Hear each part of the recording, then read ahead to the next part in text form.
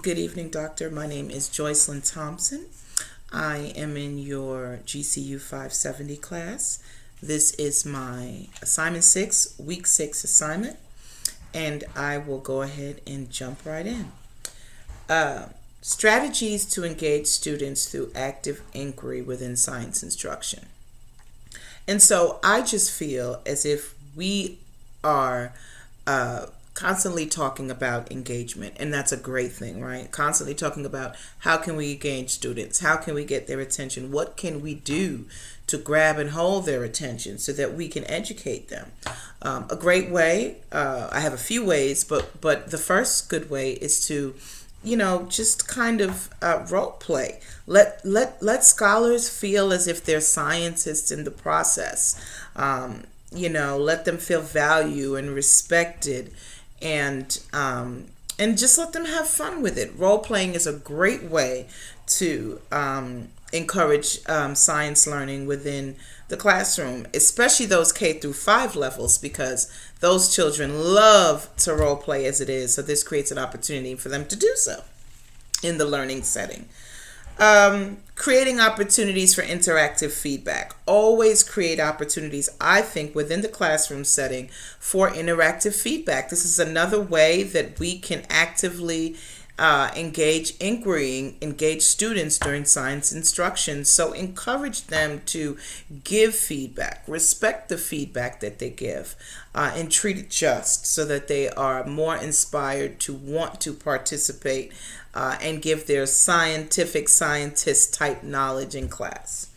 And the last way that I think that we can interactively engage students during science instruction is to apply the activities or the learnings that they're doing to real life, right? And so whatever they're learning, apply it to real life. Try to find some semblance in real life that your scholars can relate their learnings to, because it helps them to understand and expand the way they think and hence grow. It also comes in handy for future grade levels where they'll be responsible for thinking and creating hypotheses. The next question for week 6, assignment 6, was to explain engagement strategies that support collaboration as well as interaction. And so I just thought that one should be dynamic,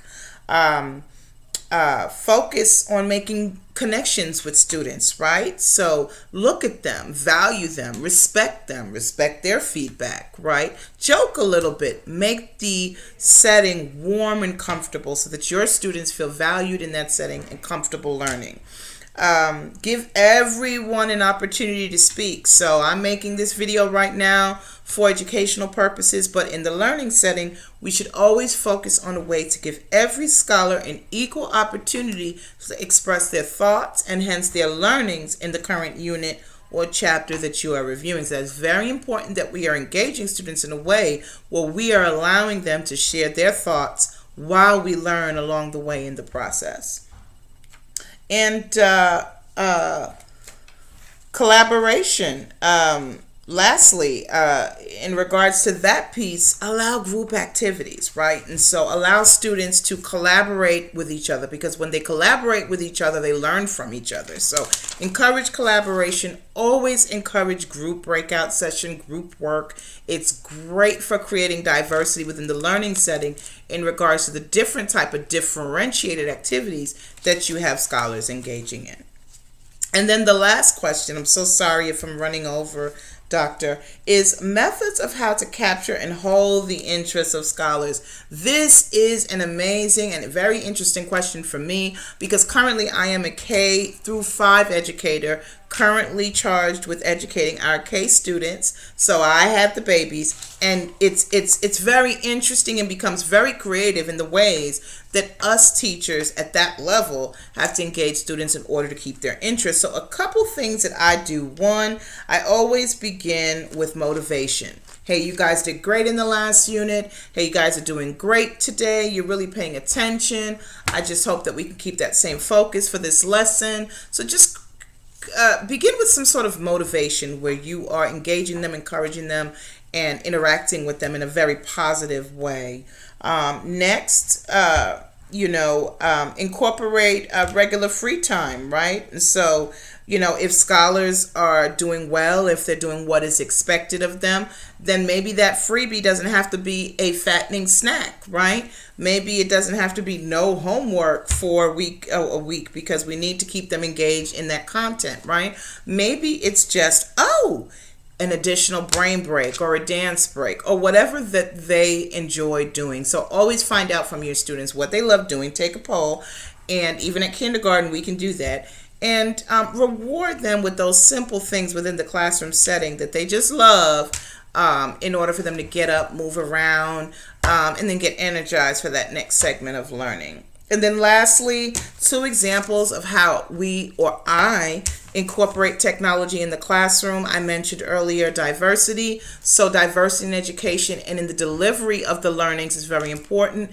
I integrate technology into group sessions. So if we are, let's say we're in a reading session or math session, I may have a few kids on the active panel. Maybe I have a few kids working on flashcards, or building numbers with a 10 frame. And then maybe I have students also on their PCs working on iReady, Study Island, or whatever is math related and content related for that area of study at that point in time. So that is one way. And obviously another way I integrate technology within the classroom is using the active panel every day. I use that to introduce new content. As you know, teachers should be up teaching, students should be learning. So the active panel is generally used, it's, that big television screen that we have in the classrooms now, is generally used to introduce that new content, to show video, and to gather student feedback after.